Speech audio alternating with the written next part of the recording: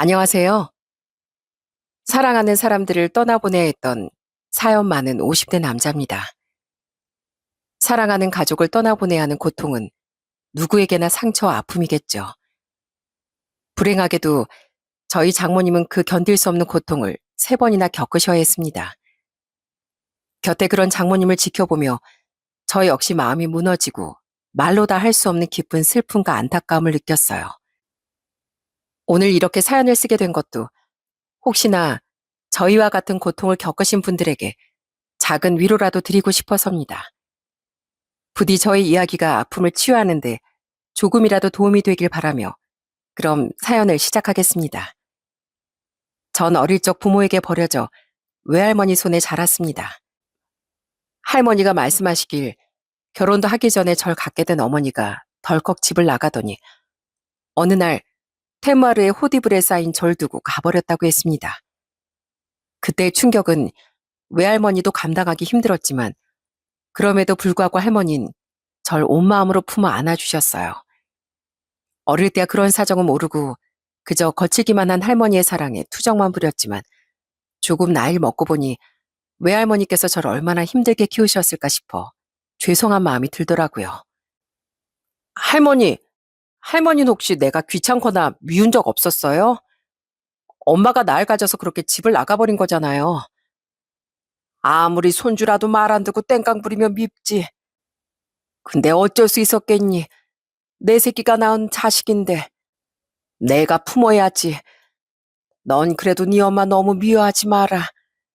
아무리 그래도 널 이 세상에 낳아준 사람이니까 너도 나중에 자식 낳고 살다 보면 그 마음 알게 될 거다. 하지만 외할머니는 제가 미처 그 마음을 알기도 전에 세상을 떠나셨습니다. 그때 제 나이가 21살이었는데 할머니께 효도 한번 제대로 하지 못한 게 가슴 깊이 큰 한으로 남았어요. 동시에 이제 세상에 저 혼자만 남은 것 같은 막막함을 느꼈고요. 그야말로 혈혈단신, 의지할 곳이라고는 아무 데도 없는 처지가 된 거였죠. 그렇게 전 무작정 고향을 떠나 도시로 향했습니다. 어차피 고향에 마음 붙일 곳도 없고 자꾸 할머니 생각만 났거든요. 도시로 온 전 일단 닥치는 대로 돈을 벌었습니다. 재원 씨, 그러지 말고 일 끝나고 소주 한잔하고 가는 거 어때? 어차피 혼자 산다면서 집에 들어가 봐야 뭐해? 아, 내일 아침 일찍 출근이어서요. 죄송합니다. 맛있게 드시고 들어가세요. 저죠? 젊은 사람이 왜 그렇게 재미없게 사나? 싫다는 사람 두고 우리나 가서 진탕 마시자고. 저는 당시 다니던 회사의 동료들마저 멀리하며 굉장히 고립된 삶을 살았습니다. 굳이 그럴 필요까지는 없었지만 누군가에게 마음을 여는 일이 쉽지 않았어요. 괜히 정을 줬다가 또 잃게 될까봐, 다시 혼자 남게 될까봐 저는 사람들과 적당한 거리를 두며 스스로를 지켜내려 했던 것 같습니다. 그러다 닫힌 제 마음의 문을 활짝 열어준 사람을 만났습니다. 그건 바로 제 아내였어요. 아내를 처음 만나게 된 건 정말 재미있는 우연이었습니다. 그 당시 전 사람들과 부딪히는 게 싫어서 밥을 먹더라도 사람 없는 식당만 찾아다녔어요. 그날도 마을 제일 구석에 있는 허름한 식당에 저녁을 먹으러 찾아갔습니다. 그곳의 사장님이 불친절하다고 소문난 곳이었거든요. 그런데 전 오히려 제가 와도 말 한마디 붙이지 않는 식당이 마음에 들더라고요. 그렇게 평소처럼 식당에서 조용히 밥을 먹고 있는데 어떤 아주머니 한 분이 들어오시더라고요. 여기 김치찌개 하나 해주실래요? 천천히 해주셔도 됩니다. 혼자 오셨어요? 장사도 안 돼 죽겠는데 자꾸 혼자 오는 양반들밖에 없네. 기다리세요. 아주머니는 굉장히 상냥한 목소리로 주문하셨고 역시나 식당 사장님은 아주 퉁명스럽게 대꾸했습니다. 아주머니 머쓱해 하시다가 구석에 혼자 밥을 먹고 있는 저와 눈이 딱 마주쳤어요.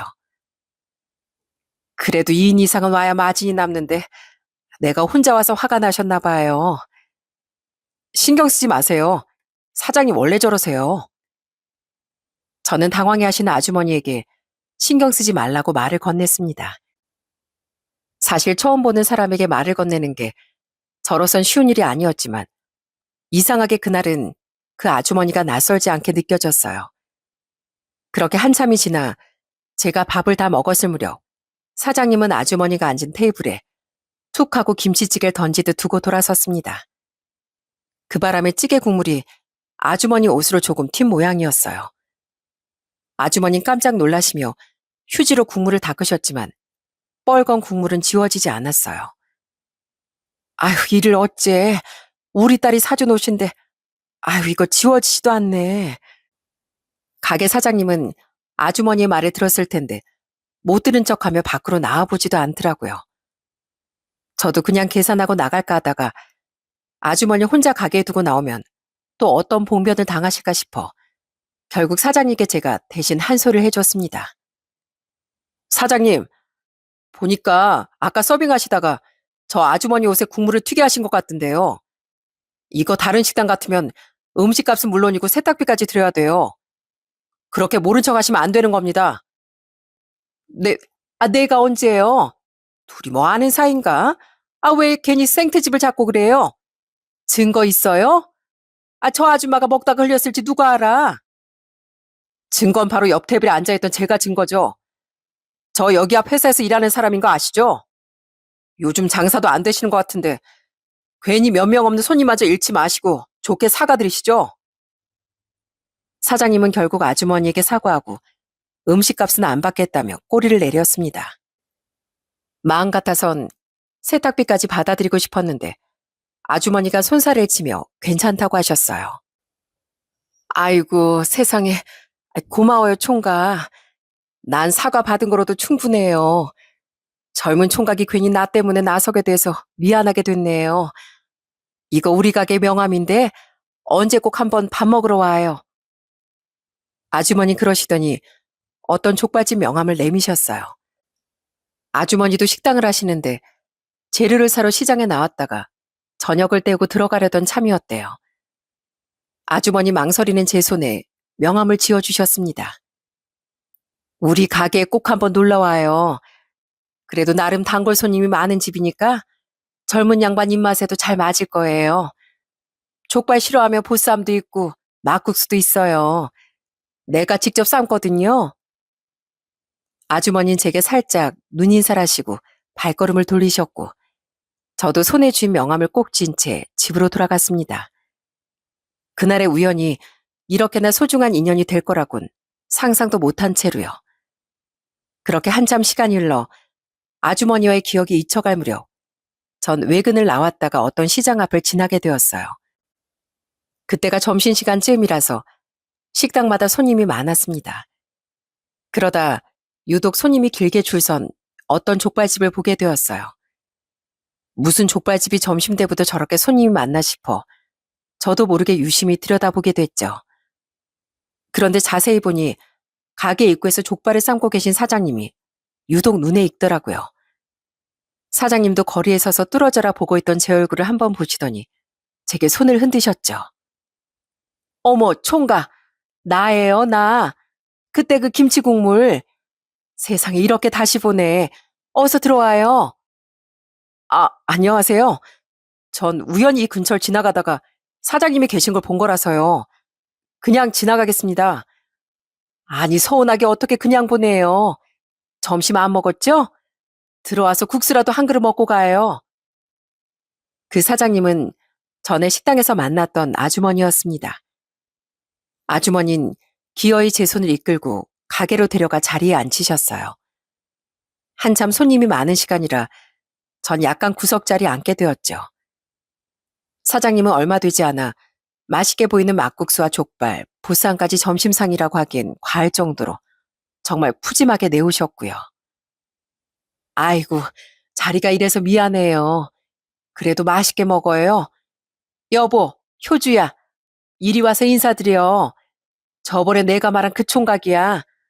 엄마가 곤란할 때 도와주셨다는. 여긴 우리 딸인데 직장 쉬는 날이라고 나와서 도와주고 있네요. 전 졸지에 아주머님의 남편분 따님하고까지 인사를 나누게 되었어요.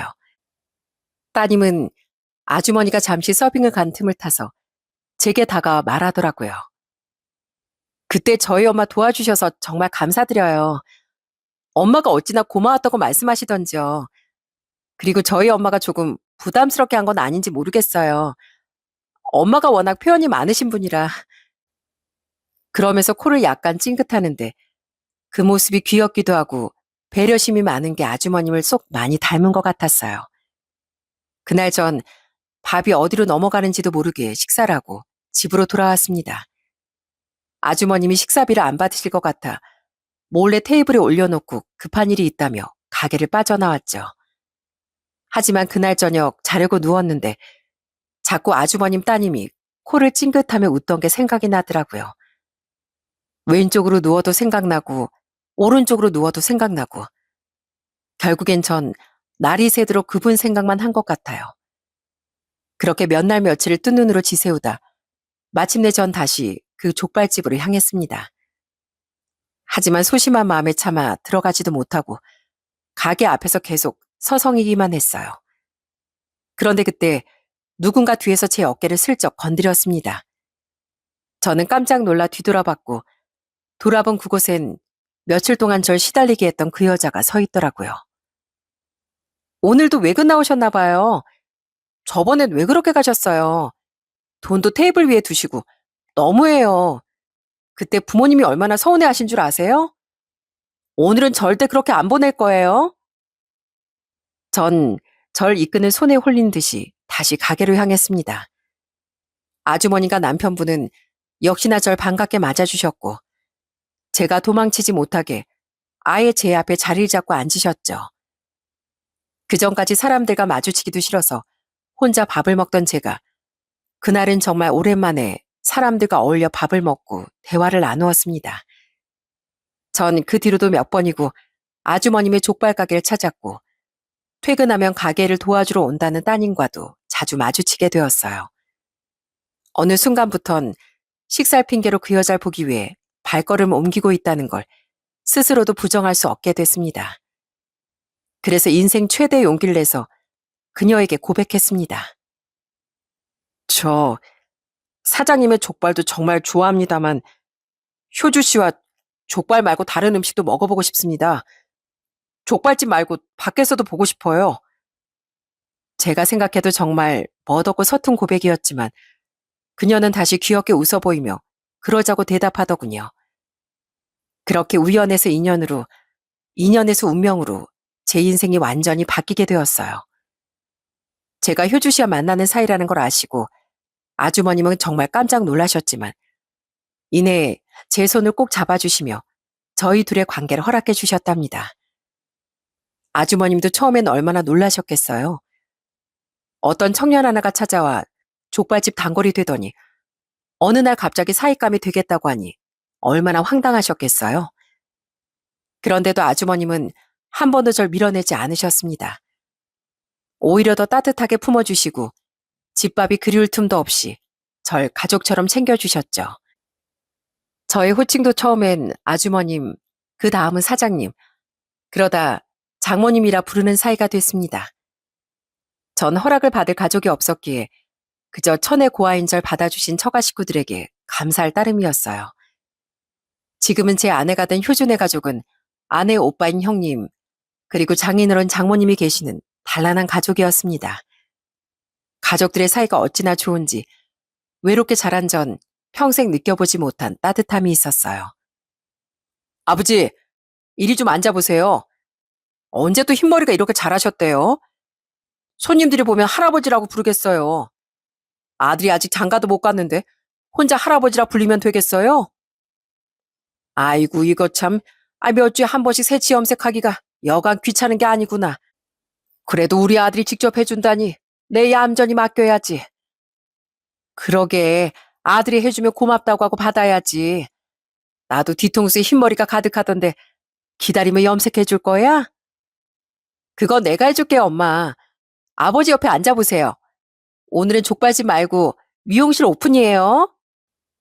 처가 식구들은 이렇게 살갑게 서로를 챙겼습니다. 가족끼리 여행은 어찌나 많이 다니던지 주말이면 등산, 나들이 해수욕까지 예전에 저로선 상상도 못하던 따뜻한 풍경 속에서 어느새 저도 자연스레 어울리고 있었어요. 사위, 이번 주말에 가족여행 가기로 한 거 안 잊었지? 거기 산세가 그렇게 멋있다는데 가서 가족 사진도 한 장 찍으면 좋겠네.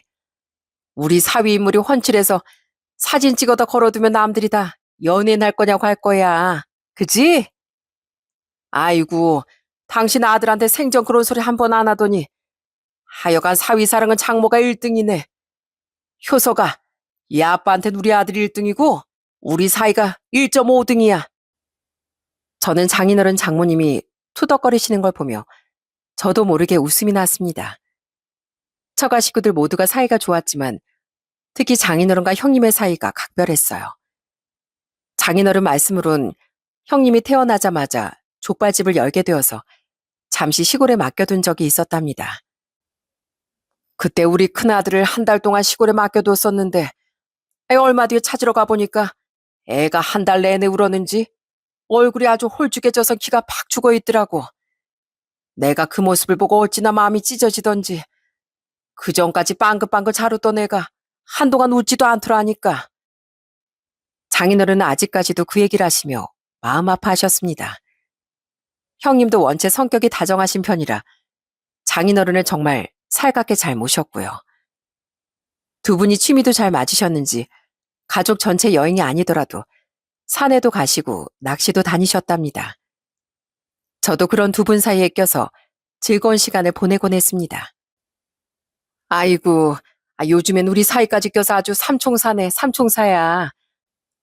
이번엔 1박 2일로 낚시를 가겠다고? 어쩌면 남자 셋이 저렇게 죽이 잘 맞을까? 당신은 좋겠수. 아들하고 사이가 든든하게 당신 모시고 다니니까 말이야. 장모님도 그 모습을 보곤 저희가 삼총사라며 웃으시곤 했죠. 그 모든 모습이 저희 가족의 일상이었고 소소한 행복이었답니다. 항상 다정하고 상냥하신 형님은 저희보다 몇 해 더 먼저 결혼해서 아이가 둘이 있었어요. 조카들도 형님을 닮아 착하고 귀여웠고 가끔 뵙는 처남댁도 참 따뜻한 분이셨습니다. 그렇게 또 몇 년이 흘렀을까요? 저는 가족이 주는 안정감에 너무나 평화로운 날들을 보내고 있었죠. 그날도 의례 그랬던 것처럼 형님께 전화가 걸려왔어요. 매제, 많이 바쁜가? 우리 주말에 아버지하고 내장산 가기로 했었잖아. 그날 스케줄 괜찮아? 그 무렵 주말에 장인어른 형님과 함께 내장산 단풍을 보기로 약속이 되어 있었어요. 장모님과 아내는 산을 좋아하지 않아 남자들끼리 가자고 약속했던 날이었죠. 그런데 이상하게도 그날 아침 제 몸이 너무 안 좋더라고요. 저는 응급실에 갈 정도로 시름시름 앓았어요. 결국 참다 장인어른께 연락을 드려 등산을 못 갈 것 같다고 말씀드렸습니다. 아이고, 몸이 안 좋아서 어쩌나. 요즘 한절기라서 그런가. 자넨 우리 걱정하지 말고 푹 쉬게. 몸 잘 챙기고 등산이야 다음에 다시 가면 되지. 우리 삼총사 여행은 조만간 다시 날잘 잡아보게나. 장인어른은 제 걱정을 해주시며 그저 몸이나 어서 회복하라고 말씀하셨어요. 그리고 그게 두 분과 마지막 통화가 될 줄은 꿈에도 몰랐습니다. 아마 그날이 토요일이었을 거예요. 그 시간을 전 아직도 잊지 못합니다. 정확히 오전 10시 45분쯤 정말 청천벽력 같은 소식이 들어왔거든요. 박서방, 큰일 났어. 큰일 났다고. 지금 자네 장인하고 우리 아들이 병원에 있대. 무슨 사고가 났다는데 나 도저히 몸이 떨려서 혼자 병원에 못 가겠네. 어서 이리로 좀 와줄 수 있겠나? 그때 장모님은 곧 숨이 넘어갈 것처럼 울고 계셨어요. 전 그때까지 아프던 것도 있고 그 즉시 차를 몰아 장모님 댁으로 달려갔습니다. 그 당시 처가가 저희 집에서 20분 거리도 안 되는 가까운 거리였기에 정말 총알같이 날아갔습니다. 그렇게 전 아내와 함께 장모님을 모시고 병원으로 향했고 도착하자마자 마주한 풍경에 그만 넋을 잃고 주저앉고 말았어요. 항상 따뜻하게 절 반겨주시던 장인어른과 형님이 이미 다시는 돌아올 수 없는 곳으로 떠나버리신 겁니다. 중앙선을 침범하며 달려온 차량과 정면 충돌한 것이 그 이유였어요. 그 순간이 제 결혼 생활 8년 만에 처음 겪은 가장 큰 충격이었죠. 저는 빈소에 놓인 장인어른과 형님의 사진을 보고도 도저히 이 현실이 믿기지 않았어요. 하물며 장모님과 아내가 느끼는 고통은 오죽하겠습니까? 장모님이 이미 울다가 실신하셔서 병원 신세를 지고 계셨고 아내도 제정신이 아니었어요. 그때 저라도 정신을 똑바로 차리고 두 분 가시는 길을 살펴야 했기에 계속 눈물이 흐르는 와중에도 바쁘게 움직였습니다. 그러다 조문객들마저 모두 돌아간 새벽에 오면 울음소리가 새어나갈까봐 이를 악물고 울었어요. 박서방, 우리 사우나 나갈까? 자네가 전에 그러지 않았나? 아버지랑 같이 사우나 가서 서로 등 밀어주는 게 평생 소원이었다고. 내가 오늘 그 소원 들어줌세. 어디 그것뿐이겠어? 삶은 달걀도 실컷 사줄게. 매제, 요즘 회사 일이 많아서 힘들다며. 에휴, 젊은 사람이 어깨가 축 처졌구만. 내가 좋아하는 사자성어 중에 일소일소, 일로일로 이런 말이 있어. 한 번 웃으면 한 번 젊어지고 한 번 화내면 한 번 늙는다는 말이네. 자네도 힘든 일 있더라도 언제나 웃으며 살게나. 그럼 반드시 좋은 일이 있을 테니까. 여전히 환히 웃고 있는 두 분을 보며 자꾸만 좋았던 추억들이 떠올랐습니다. 장인어른, 형님, 그날 제가 운전만 했어도, 제가 그날 함께만 갔어도 이런 일이 없었을 텐데 다 저 때문인 것 같습니다. 정말 죄송합니다. 형님께서 아무리 힘든 일이 있어도 웃으라고 하셨죠? 근데 지금은 도저히 웃어지지가 않네요. 오늘만, 딱 하루만 울겠습니다. 죄송합니다. 그렇게 한참 엎드려 울고 있었는데 어느새 제 곁에 다가온 아내가 절 다정하게 안아주더라고요. 당신 잘못 아니야. 그러니까 울지 마, 여보. 아버지랑 오빠가 지금 당신 봤으면 울보라고 놀렸겠다. 그래도 고마워. 당신이 있어서 두 사람 가는 길이 외롭지 않았을 것 같아. 아내의 따스한 위로를 들으니 전 그제야 목 놓아 울 수 있었습니다. 두 사람을 떠나보내는 고통은 홀로 남게 된 처남댁과 조카들에게도 너무나 큰 충격이었어요. 처남댁은 언제나 차분하고 말이 없는 사람이었는데 조카들을 붙잡고 장례식장에 떠나가라 크게 소리쳤습니다. 내 남편 살려내. 애들 아빠 살려내. 평생 가족밖에 모르던 사람인데 왜 그런 사람이 먼저 가야 돼? 대체 왜? 엄마 왜 그래요? 아빠 어디 갔는데요? 아빠 멀리 간 거예요?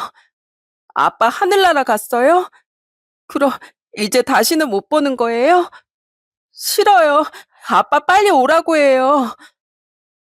그런 처남들 옆에서 조카들까지 울기 시작했고 그 모습을 지켜보는 모두의 가슴이 찢어지는 것 같았습니다.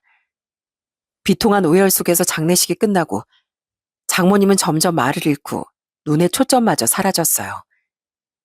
장모님은 말수가 급격하게 준 채로 마치 다른 세상에 있는 사람처럼 힘없이 하루하루를 버티셨습니다. 언제나 웃음만 가득했던 집안이 완전히 풍비박산이 나버린 거죠. 결국 아내는 그런 장모님 곁을 지키기 위해 회사를 그만두고 장모님이 하시던 족발집에 나가 함께 일하기 시작했습니다. 하지만 아내가 함께 있어도 장모님의 상태는 회복되지 못했고 병원까지 모셔갔지만 마음의 병은 쉽게 낫지 않았어요. 그때부터 저희 부부는 장모님을 모시고 살아야겠다고 결심했습니다. 장모님을 혼자 두면 무슨 일이 날 것 같았거든요. 그때 저희에게 아이가 둘 있었는데 아이들의 재롱도 장모님이 다시 기운을 차리시는데 큰 역할을 했습니다. 어느 날은 장모님이 또 혼자 울고 계셨나 봐요. 그 당시 7살이었던 큰애가 그 모습을 보고 장모님께 조심스럽게 휴지를 건넸습니다. 할머니, 왜 울어요? 속상한 일 있어요? 저한테 말씀해보세요. 제가 다 들어드릴게요. 그때 5살이던 저희 막내딸도 의젓하게 할머니를 위로하는 제 오빠를 따라하며 장모님을 위로했습니다. 할머니, 울지 마. 울지 마요. 이걸로 코 풀어요. 흥. 심지어는 작은 손으로 장모님의 등을 두들겨드리기도 했고요. 한참 우시던 장모님도 그 귀여운 모습을 보고는 웃으시더라고요. 아이고, 우리 손주들이 할머니 안마도 해주고 다 컸네. 다 컸어. 너희들을 봐서라도 할미가 기운 차려야지. 그지? 내 강아지들 덕분에 할미가 산다. 살아. 가족을 잃고 슬퍼하시던 장모님은 결국 또다시 가족들 덕분에 다시 힘을 내기 시작하셨습니다. 장모님은 아내에게 족발집을 맡기고 집에서 쉬시면서 제 아이들을 돌봐주셨어요. 매일 아이들 등하교도 챙겨주시고 아내에게 손주 바보라는 놀림을 당할 만큼 손주들을 예뻐하셨습니다.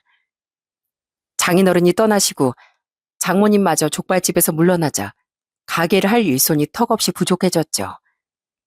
아르바이트생을 구해보기도 했지만 오래 버티지 못하고 그만두는 일이 반복됐어요. 그래서 결국엔 저도 다니던 회사를 정리하고 족발집에 합류하게 됐답니다. 여보, 3번 테이블에 족발 대짜 2개, 막국수 하나. 2번 테이블 주문은 나간 거지?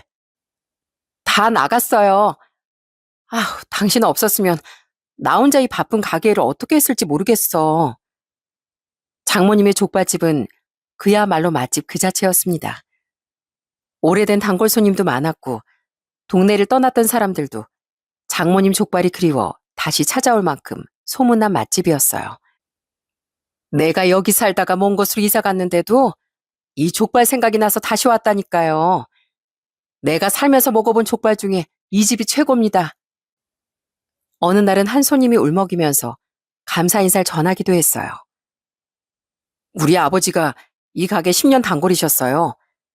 지금 암 투병 중이시라 밥도 못 드시면서 이 가게 족발 좀 먹었으면 소원이 없겠다 하시더라고요.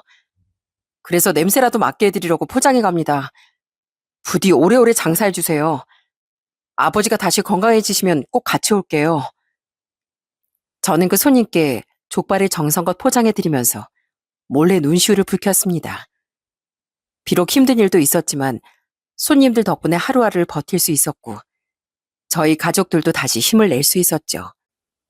그렇게 아내와 제가 가게를 도맡아 족발집을 꾸려온 지도 7년이 흘렀습니다. 장인어른과 형님이 제가 36이던 해 돌아가셨으니까 꽤 오랜 시간을 서로 의지하며 살고 있었죠. 하지만 불행히도 저희 가족에게 닥친 비극은 끝나지 않았더라고요. 어느 날 또다시 날벼락 같은 소식이 찾아왔습니다.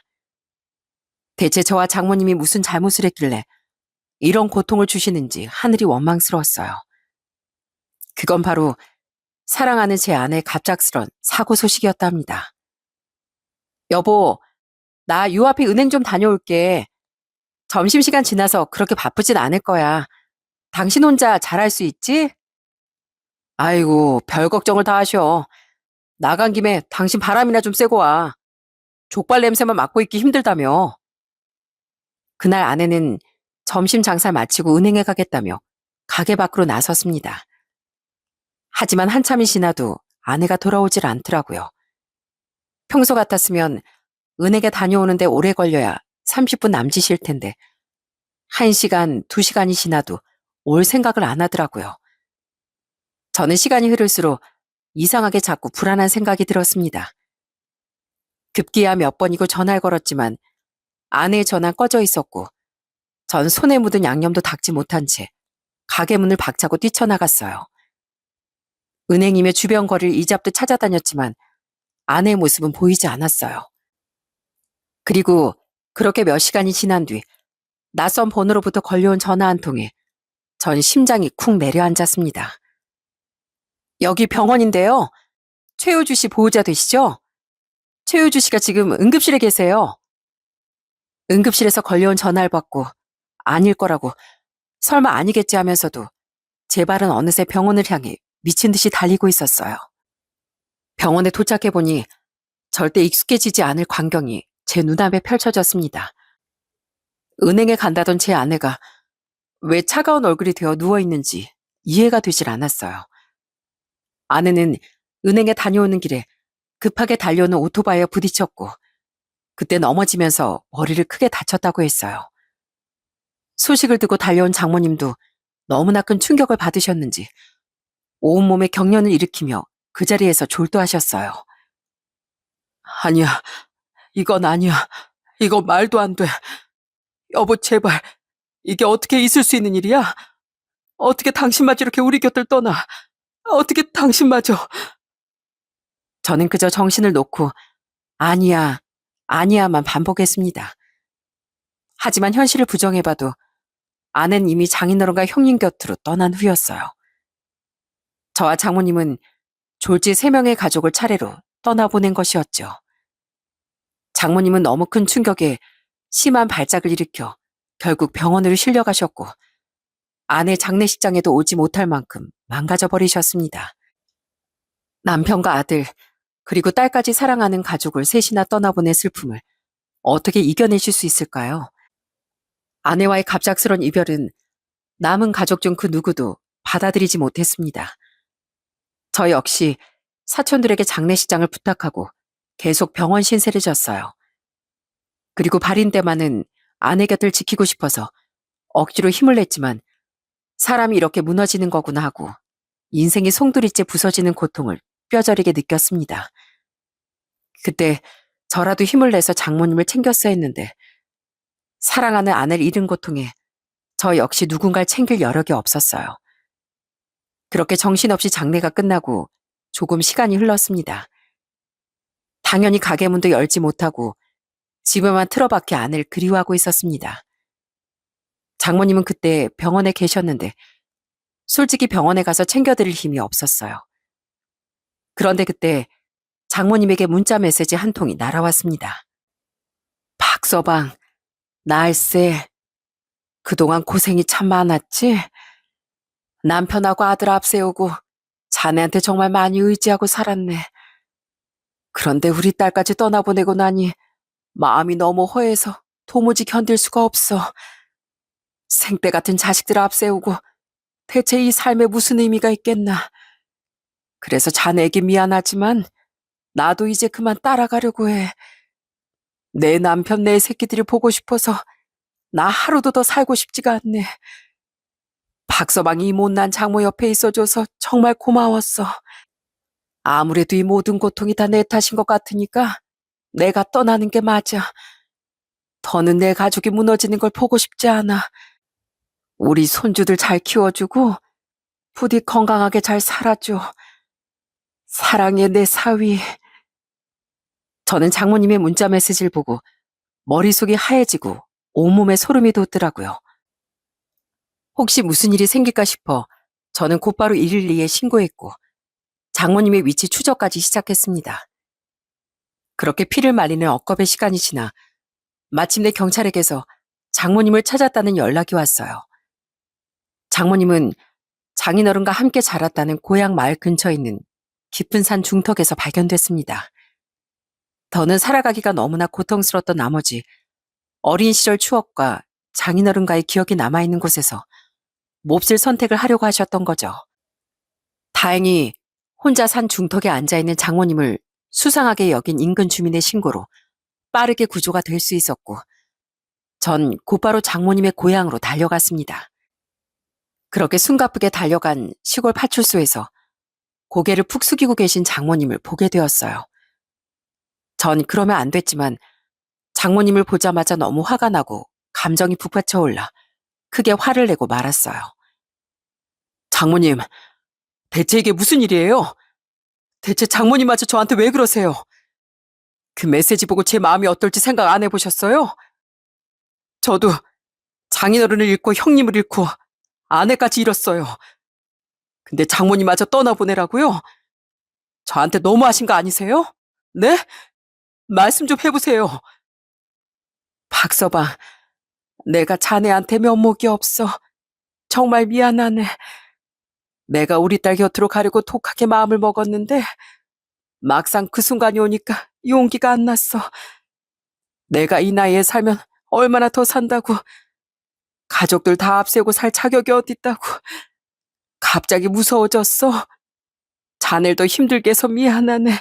정말 미안해. 장모님은 소리도 못 내시고 그저 어깨를 떨며 울고 계셨습니다. 그런 장모님을 보고 저까지 자리에 주저앉아 오열했죠. 제가 죄송해요, 장모님. 혹시 장모님마저 떠나보낼까봐 저 역시 너무 무서웠어요. 장모님, 살아주셔서 감사합니다. 저도 누구보다 아내가, 장인어른이, 형님이 그리워요. 하지만 장모님마저 제 곁을 떠나시면 저도 장모님을 따라갈 수밖에 없어요. 그러니까 우리 서로가 서로의 목숨이라고 생각하고 즐기게 살아봐요. 이 즐긴 목숨 끝까지 놓지 말고 이 사람들 목까지 살아요. 제발, 제가 옆에서 지켜드릴게요. 저는 울고 계신 장모님을 꼭 안아드렸습니다. 장모님과 제 얘기를 옆에서 듣고 계시던 경찰분들도 어느새 눈물을 훔치고 계셨고요. 그렇게 장모님은 무사히 저희 가족 곁으로 돌아오셨어요. 무사히 집으로 돌아온 저희는 힘들지만 그래도 다시 힘을 내보기로 했죠. 우선 저와 장모님 아이들까지 길지 않은 시간에 가족들을 떠나보낸 마음을 치료하기 위해 심리치료를 받았습니다.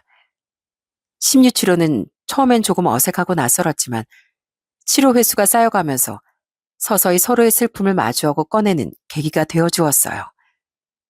장모님은 처음엔 많이 울기도 하셨는데 시간이 조금 흐르자 지난 추억을 얘기하며 웃기도 하셨어요. 애들 아빠가요. 사실은 족발을 못 먹거든요. 내가 족발 장사하자고 우겨서 억지로 시작한 거였어요. 그런데도 참 열심히도 도왔답니다.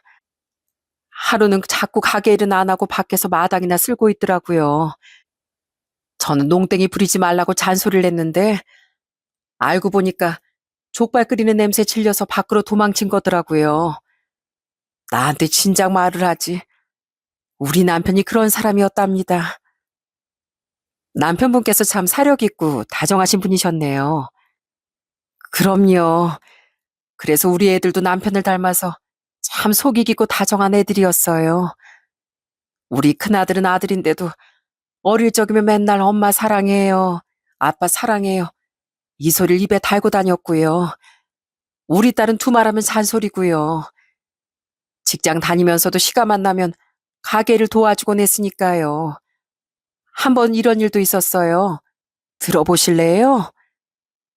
장모님과 마찬가지로 저도 그동안 억눌렸던 아픔을 얘기하면서 속이 많이 후련해졌어요. 제가 부모님 얼굴도 모르고 외할머니 손에 자랐거든요. 그런데 할머니도 일찍 돌아가셨고 평생 혼자 살겠거니 했는데 그런 저에게 가족이란 게 뭔지 알려준 사람이 제 아내와 처가 식구들이에요. 선생님, 제가 그 사람들 잃은 슬픔을 어떻게 앞으로 감내하고 살아야 할까요? 환자분 많이 힘드시죠? 제가 그 마음 어찌다 헤아리겠냐만 한 가지 말씀드리고 싶은 건 환자분의 소중한 가족들은 영원히 그 마음속에 함께 할 거란 거예요. 그리고 모든 걸 혼자서 다 감당하려고 하지 마세요. 지금 곁에 남은 가족들, 장모님 아이들, 그리고 먼저 떠난 그 사람들이 남겨준 많은 것들이 있잖아요. 그 사랑으로 서로를 지탱하고 함께 슬퍼하고 함께 웃을 수 있는 하루하루를 만들어가는 겁니다. 상담사 선생님 말씀대로 떠나간 가족들이 남겨준 모든 추억, 기억, 사랑이 남은 저희를 살게 했습니다. 어느 정도 일상을 회복한 저희는 다시 평범한 하루를 살아냈어요. 장모님과 전 다시 가게 문을 열고 열심히 장사를 해나갔습니다. 어느덧 중고등학생이 된 아이들이 학원이 끝나면 가게에 와서 서빙도 도와주곤 했죠. 할머니, 이거 몇 번 테이블로 나갈까요? 이거 아까 양념장 추가하신 건 제가 가져다 드렸어요. 아이고, 기특한 우리 손주. 이제 시키지 않아도 알아서 가게를 척척 해내는구만. 아이들은 두 팔을 걷어붙이고 저와 장모님은 좀 쉬시라며 가게일 뿐 아니라 집안일까지 돕더라고요. 저희 애들 참 많이 컸죠? 이렇게 아이들까지 힘을 보태주니 저희 족발집은 더더욱 입소문을 타고 많은 손님으로 북적였습니다. 단골은 갈수록 늘어갔고 체인점 문의까지 꾸준히 들어왔어요. 장모님은 족발에 있어서나 언제나 큰 자부심을 느끼고 계셨고요. 우리 가게 족발 맛은 아무도 흉내 못 내지. 아무리 유명한 요리사들이 와도 어떻게 내 솜씨를 따라잡겠어? 안 그래, 박서방? 네, 그럼요, 장모님.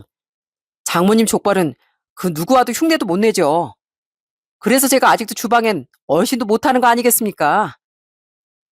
그때 저희 장모님 나이가 80이 넘으셨는데도 여전히 주방을 호령하고 계셨어요. 큰 사단이 있고 10년이 지나서도 여전히 건강하시게요. 가끔은 처남댁과 조카들도 가게에 놀러와 함께 시간을 보내곤 했습니다. 형님을 보낼 때만 해도 작기만 하던 아이들이 어느새 훌쩍 자라 멋진 청년이 되어 있었어요. 아이고, 넌 어느새 키가 고모부보다 훌쩍 컸구나. 이러다 금세 장가 간다고 하는 거 아닌지 몰라. 앞으로 네 어머니 잘 모시고 씩씩하게 지내야 한다. 그럼요, 고모부. 저희 하늘에서 아버지가 보고 계신다고 생각하고 열심히 살려고요. 고모부도 잘 지내시는 거죠? 건강해 보이셔서 다행이에요. 건 녀석도 참 어느새 그런 말도 할 줄 알아? 다 컸네 정말. 그렇게 훌쩍 지난 세월을 체감하며 여전히 작은 가게에서 장모님과 제가 둘이서 북적북적 지내고 있었는데 어느 날 직장 생활하던 제 아들이 고민이 있다며 털어놓더라고요. 아버지, 할머니, 사실 저 직장 내에서 괴롭힘을 받고 있는 것 같아요. 처음엔 아니겠지. 나만 잘하면 되겠지 했는데 이제 회사 갈 생각만 하면 식은땀이 나고 몸이 떨릴 지경이에요. 제 큰아들은 당시 다니던 직장에서 큰 스트레스를 받고 있었더라고요. 평소에 방긋방긋 잘 웃는 녀석인데 그 무렵엔 눈밑이 검고 표정도 많이 어두워졌어요. 옆에서 보니까 밥도 제대로 못 먹고 밤마다 뒤척이며 잠을 설치더라고요. 장모님과 전 그 모습을 지켜보는 게 너무 마음 아팠습니다. 그래서 긴 고민 끝에 큰 결심을 했죠. 아들, 그리고 우리 막둥이 딸, 할머니하고 이 아빠가 고민을 많이 해봤는데 언제까지 둘이서 족발집을 운영할 수도 없는 일이고 차라리 이참에 너의 힘을 빌려서 족발집을 체인점으로 확장해보는 게 어떨까 싶다. 사실 여러 군데서 제의도 참 많이 들어왔고 제법 괜찮은 제안도 있더구나. 그래, 너의 생각은 어떠니? 아빤 강요할 생각은 없다. 늘 직접 요리를 해야 직성이 풀리셨던 장모님이 마침내 체인점 확장을 허락하신 거였어요. 아마 직장 때문에 고민이 많은 큰 손주 때문이었겠죠. 너희들만 괜찮다면 난 이제 믿고 맡기고 싶구나. 내 나이가 벌써 몇이냐? 사람이 물러날 줄도 알아야 하는 법이야. 이제 이 가게 너희가 잘 꾸려나가 봐라. 똑똑한 사람들이니 내가 말 안 해도 잘하겠지? 우리 손주들이 안다면 이젠 믿고 맡겨야지. 다행히 저희 아이들은 할머니 가게라도 쉽게 생각하지 않고 정말 열심히 자기 일처럼 가게 일을 도왔답니다. 그 후 몇 년 동안 족발가게 체인점은 전국에 7개로 늘었어요. 평소에 저희 집 음식 맛을 좋아했던 손님 중에 몇 분이 직접 체인점을 내기도 했고 꽤 유능하고 성실한 직원들도 만났답니다. 장모님은 90이 넘어서도 가끔 가게에 들러 아이들에게 조언도 해주시고 단골들과 인사도 나누셨어요. 그저 장모님이 건강하게 계셔주는 것만으로도 저에겐 큰 힘이 되었고요. 그렇게 아내가 떠난 지도 어느새 16년이 흘렀네요. 장모님은 93세 일기로 마침내 그렇게나 그리워하시던 장인어른 형님, 아내 곁으로 떠나셨어요. 마지막 순간까지 너무나 건강한 모습으로 미소 짓는 얼굴로 길었던 삶의 마침표를 찍으셨던 거죠. 장모님, 드디어 가족들 모두 만나시겠네요. 행복하시죠? 전 여기서 남은 가족들 잘 보살피면서 오래오래 살다가 가겠습니다. 가셔서 그동안 못 나눴던 이야기도 실컷 나누시고 왜 그렇게 빨리 가버렸냐고 잔소리도 실컷 하시고요. 그리고 제 아내를 본다면 제가 많이 그리워한다고 우리 애들도 엄마를 많이 보고 싶어 한다고 꼭 전해주시고요. 사랑합니다, 장모님. 그렇게 전 장모님을 보내고 여전히 아이들과 족발집을 지키며 살아가고 있습니다. 이 모든 건 장모님이 계셨기에 가능한 일이었어요. 장모님이 물려주신 가게와 사랑은 여전히 저희 가족이 버틸 수 있는 삶의 버팀목이 되어주었답니다. 요즘 같은 시대에 편히 일할 수 있는 공간이 있다는 것만으로도 감사한데 저흰 이렇게 장모님의 손길이 깃든 이 가게에서 찾아오시는 손님들을 기쁘게 맞이하고 있네요. 그 자체로도 참 큰 행복인 것 같아요. 장모님은 저희 가족에게 살아갈 힘과 미래를 물려주셨고, 지금도 저희는 그 정신을 이어가고 있어요. 가게를 홍보하려는 건 아니지만, 이 자리를 빌려 저희 가게를 방문해 주시고 사랑해 주신 모든 분들께 감사드립니다. 앞으로도 좋은 음식으로 보답할게요. 그럼 마지막으로 전 사랑하는 제 가족들에게 한마디 남기고 사연을 마치도록 하겠습니다. 장인어른, 언제나 친아버지처럼 든든하게 곁을 지켜주셔서 감사했습니다. 형님, 형님이 저한테 언제나 들려주시던 좋은 말씀, 저 살면서 두고두고 기억하고 살게요. 그리고 장모님, 거기서 편히 지내고 계신 거죠? 앞으로 끝까지 지켜봐 주시고, 저 앞으로도 열심히 살겠습니다. 마지막으로 여보, 너무 보고 싶소. 사랑의 효주야, 우리 꼭 다시 만나자.